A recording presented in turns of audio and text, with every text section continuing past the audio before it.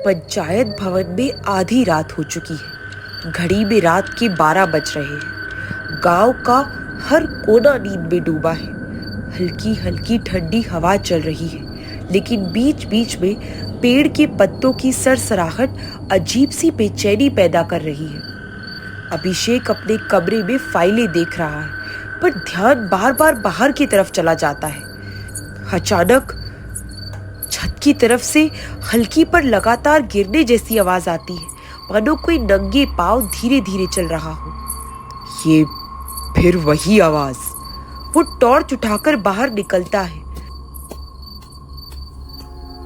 पंचायत भवन के बरामदे से झांकता है, लेकिन अंधेरे में कुछ साफ नहीं दिखता। अचानक बिजली चमकती है, सिर्फ एक पल के लिए। उसी पल अभिषेक को टंकी पर कोई आकृति नजर आती है। भीगे कपड़े, झुका हुआ सिर और पानी टपकने की आवाज।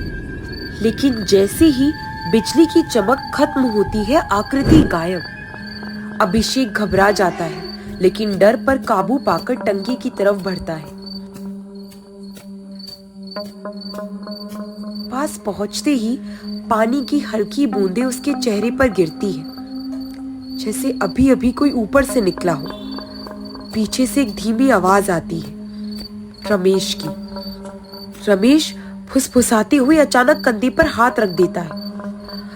बाबूजी, रुक जाइए, ऊपर मत जाइए। अभिषेक मुड़ता है और चौंक जाता है। तुम यहाँ इस वक्त, और ये सब क्या हो रहा है? आपको सच जानना है तो कल रात 3 बजे चौपाल पर आई, मैं सब बता दूंगा। रमेश की आंखों में डर साफ झलक रहा है, जैसे वो खुद किसी बड़ी मुसीबत में हो। अभिषेक चुपचाप खड़े रहता है, लेकिन टंकी की तरफ एक आखिरी नजर डालता है। पानी अब भी टपक रहा है और हवा में एक अजीब सी ठंडक घुली है। गांव की चौपाल पर रात 3 बजे वो पहुंचता है। चारों ओर अंधेरा पसरा है। दूर कहीं किसी कुत्ते के भौंकने की आवाज सुनाई देती है। हवा में ठंड बढ़ गई है। अभिषेक समय से पहले पहुंच जाता है। वो लकड़ी की बनी बेंच पर बैठकर रमेश का इंतजार करता है। करीब 5 मिनट बाद रमेश धीरे धीरे आता है। उसके हाथ में पुरानी लालटेन है, जिसकी रोशनी पीली और कमजोर है।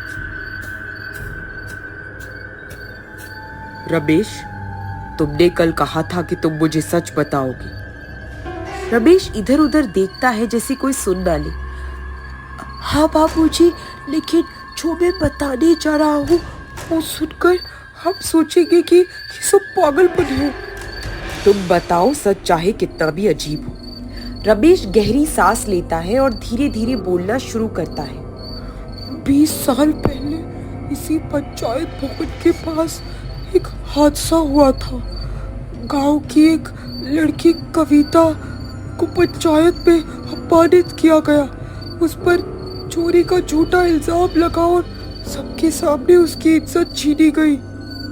अभिषेक के चेहरे पर हैरानी और गुस्सा दोनों झलकते हैं। कविता ने उसी रात पंचायत भवन की टंकी से छलांग लगा दी और कहते हैं कि तब से उसकी आत्मा यही भटक रही है। ये किसने किया था उसके साथ? गांव के 4 बड़े बड़े आदमी, लेकिन उन पर कभी कोई कार्रवाई नहीं हुई। अभिषेक चुप हो जाता है, लेकिन उसके चेहरे पर गुस्से की साफ लकीरें। रमेश कांपते हुए आगे कहता है, और बाबूजी, कल रात जो आपने टंकी पर देखा वो शायद वही थी। मैंने भी कई बार देखा है, पर कोई यकीन नहीं करता। चौपाल पर अचानक हवा का तेज झोंका आता है। लालटेन की लौ डगमगाती है। अभिषेक ऊपर देखता है, टंकी की तरफ। वहां एक पल के लिए गीले बालों वाली एक परछाई खड़ी नजर आती है, फिर गायब। अगली रात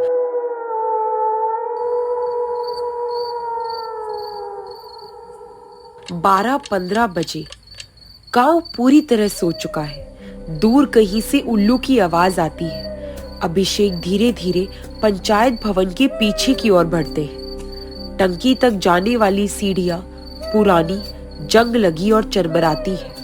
अभिषेक के हाथ में एक टॉर्च है, लेकिन हवा इतनी तेज है कि वो भी डगमगा रहा है। आज सारा सच सामने लाना होगा। वो सीढ़ियां चढ़ना शुरू करते हैं।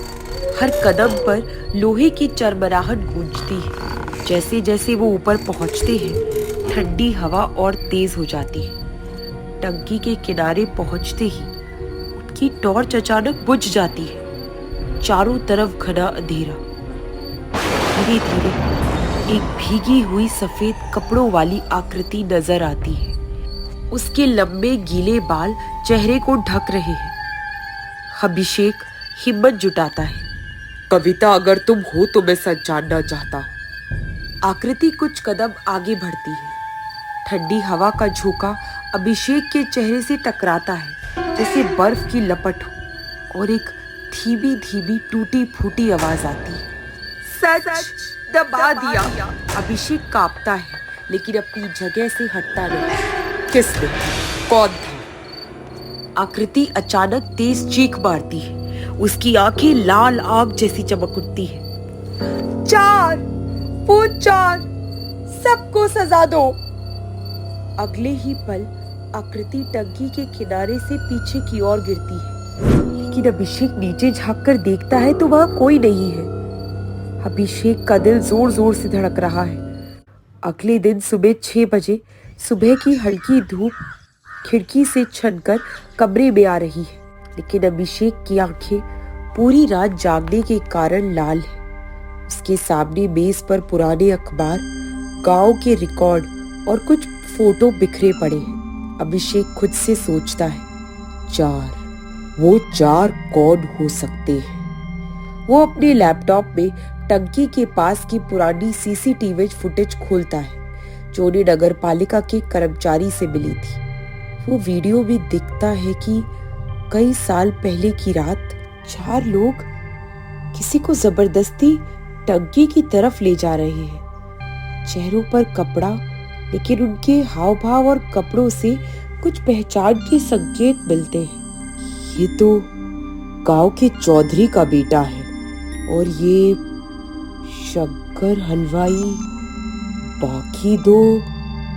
इतने में दरवाजा धीरे से खुलता है। अंदर प्रवेश करता है रमेश, जिसकी आंखों में हमेशा डर रहता है। और चारों, उन्होंने सिर्फ उसकी हत्या नहीं, उन्होंने उसकी इज्जत भी। उसके शब्द गले में अटक जाते हैं, आंखें भर जाती हैं। बाकी 2 कौन है रमेश काका? रमेश धीरे से चारों तरफ देखता है। पंचायत के सचिव और तुम्हारे स्कूल का मास्टर जगदीश। अभिषेक की सांस अटक जाती है। उसके कानों में टंकी पर सुनी हुई आवाज फिर गूंजती है, सबको सजा दो।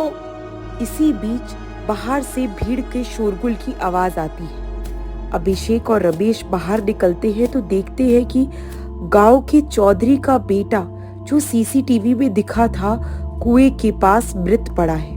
उसके चेहरे पर ऐसा डर है मानो उसने मौत से पहले कुछ भयानक देखा। गांव के मुख्य चौक पर दोपहर के 3 बजे।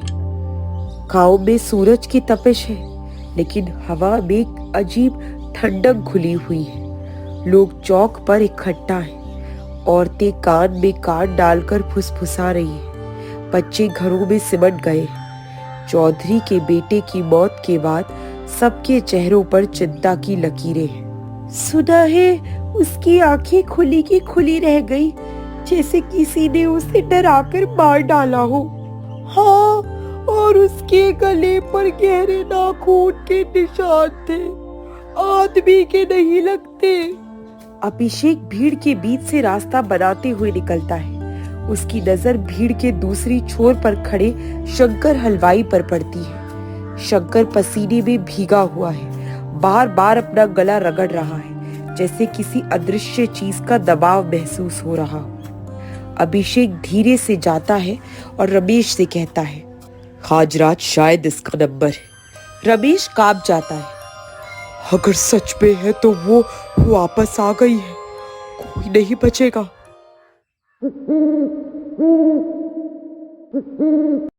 रात होती है, गांव सुनसान है। सिर्फ हवा का शोर और कुत्तों की दूर से आती हुई भौंकने की आवाजें। शंकर हलवाई अपने घर के पीछे लकड़ी के दरवाजे पर ताला लगाता है, लेकिन उसकी सांसें तेज हैं। अचानक पीछे से पायल की धीमी आवाज आती है। शंकर, याद है टंकी की रात? शंकर डर से घूमता है, लेकिन कोई नहीं दिखता। वो दरवाजा खोलकर बाहर भागता है। अगली सुबह गांव के तालाब के किनारे शंकर का शव मिलता है। गली में वही गहरे नाखून के निशान। उसके पास मिट्टी पर एक गीला पायल पड़ा है। गांव की चौपाल पर सुबह 9 बजे लोगों की भीड़ है। औरतें बच्चों को घरों में बंद करके आई है। पुरुषों के चेहरे पर डर और बेचैनी साफ दिखाई दे रही है। चौधरी रामपाल, जिनके बेटे की मौत हुई थी, गुस्से में लाल है। ये तीसरी लाश है और हम अब भी कुछ नहीं कर पाए। पंचायत के क्या मायने हैं अगर हम अपनी औरतों बच्चों की हिफाजत ही ना कर सके? गांव का बुजुर्ग हरिया जवाब देता है, रामपाल गुस्सा छोड़, पहले सोच, ये जो मर रहे हैं सबका कोई ना कोई जुड़ाव है उस पुराने किस्से से।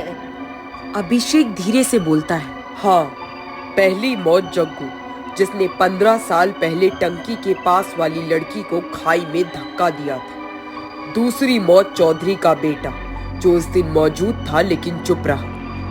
रमेश भी कहता है, और तीसरा शंकर हलवाई, जिसने उस रात उस लड़की को शराब में कुछ मिलाकर बेहोश किया था।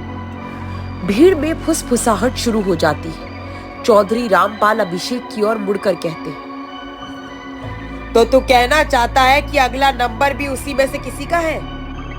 हाँ, और उस लिस्ट में अब बस एक नाम बचा है। चारों तरफ सन्नाटा है। सबकी नजरें एक साथ पीछे की ओर मुड़ती है। वहां लाला महेश प्रसाद, गांव का सबसे अमीर आदमी, खड़ा है। उसके चेहरे पर डर और पसीने की परत है। वो कांप जाता है। तुम लोग मुझ पर क्यों शक कर रहे हो? मैं तो... क्योंकि तुम ही हो जिसने उस रात सबको पैसे देकर चुप कराया था। लाला महेश कुछ बोल पाता उससे पहले चौपाल के पीछे से अचानक ठंडी हवा का एक तेज झोंका आता है। तेल के दिए एक साथ बुझ जाते हैं। दूर कहीं वही पायल की झनकार सुनाई देती है और एक ठंडी धीमी हंसी।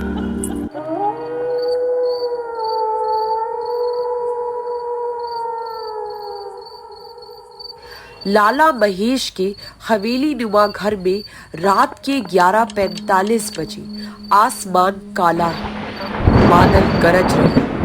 हवेली में हर खिड़की के पल्ले हवा से टकराकर ची ची कर रहे हैं। महेश अकेला अपने कमरे में बैठा है।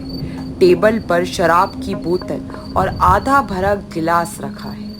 उसके हाथ कांप रहे हैं। नहीं, वो भूत कुछ नहीं होता। भूत ये सब गांव वालों की बनाई कहानी है। लेकिन वो गिलास उठाकर पीता है। लेकिन पायल की आवाज 3 बार तो सुन चुका हूँ। अचानक दरवाजा अपने आप एक आवाज के साथ खुल जाता है। कौन है? कोई जवाब नहीं। बस धीरे धीरे हवा का ठंडा झोंका कमरे में भर जाता है। उसकी शराब की बोतल मेज से गिरकर फर्श पर टूट जाती है। महेश उठकर दरवाजा बंद करना चाहता है, लेकिन तभी पीछे से वही पायल की झनकार और साथ में एक मीठी डरावनी आवाज, जैसे कोई उसके कान के पास ही फुसफुसा रहा हो। महेश, याद है उस रात तुमने ही तो कहा था सबको चुप करा दूंगा। महेश की आंखें फैल जाती हैं। वो मुड़कर देखता है। दरवाजे पर एक लड़की खड़ी है, सफेद लहंगा चोली में, चेहरा घूंघट से ढका। उसके पाँव जमीन से ऊपर है, लेकिन पायल की आवाज साफ सुनाई दे रही है। महेश हकला पड़ता है। चंद्रकला। घूंघट धीरे धीरे उठता है। अंदर से सड़ चुका, खून से लथपथ चेहरा और खाली गहरे काले नेत्र दिखते हैं। महेश की सांसें रुक जाती हैं। अब तेरी बारी है। अचानक कमरे की बत्तियां बुझ जाती हैं। बाहर बिजली कड़कती है और एक पल में महेश की चीख हवेली में गूंज उठती है। सुबह लोग देखते हैं कि महेश अपने बिस्तर पर मृत पड़ा है। चेहरे पर ऐसा डर जैसे आखिरी क्षण में उसने मौत को सामने देखा हो। सुबह के समय गांव की चौपाल पर सूरज निकल चुका है, लेकिन गांव में अजीब सा सन्नाटा है। चौपाल पर बुजुर्ग, महिलाएं और बच्चे सब इकट्ठा हैं। पास में पुलिस की जीप खड़ी है। लाला महेश की मौत की खबर पूरे गांव में फैल चुकी है। गांव के एक बुजुर्ग रघुनाथ कहते हैं, मैंने अपनी जिंदगी में बहुत मौतें देखी है, पर महेश के चेहरे पर जो डर था वैसा कभी नहीं। पुलिस इंस्पेक्टर कहता है, हमने कमरे की तलाशी ली है। कोई खिड़की टूटी नहीं, दरवाजा अंदर से बंद था, लेकिन कमरे के कोने में खून की पगडंडी है जो खिड़की तक जाती है और वहीं गायब हो जाती है। इंस्पेक्टर साहब, ये वही पायल की आहट है जो सालों से इस गांव में सुनाई देती थी। चंद्रकला की आत्मा। भीड़ में सन्नाटा छा जाता है। तभी बूढ़ी दादी, जिनके बारे में कहा जाता है कि वो चंद्रकला को बचपन से जानती थी, बोल उठती है, चंद्रकला मासूम थी। महेश और उसके लोगों ने लालच में आकर उसे मार डाला था। वो मरी नहीं थी, जिंदा थी, पर उसे कुएं में फेंक दिया गया। तब से उसकी आत्मा इसी गांव में भटक रही थी। गांव के लोग एक दूसरे को देखते हैं। हवा में फिर वही हल्की पायल की झंकार सुनाई देती है। सब लोग चुप हो जाते हैं। इंस्पेक्टर चारों तरफ नजर दौड़ाता है, लेकिन कुछ नहीं दिखता। शायद इंसाफ का ये तरीका इंसानों के हाथ में नहीं था। दूर पहाड़ी की तरफ एक सफेद साया दिखाई देता है जो धीरे धीरे धुंध में खो जाता है। कुछ कहानियों का अंत नहीं होता, वो बस गांव की हवा में घुलकर हर रात पायल की आहट के साथ जिंदा रहती है।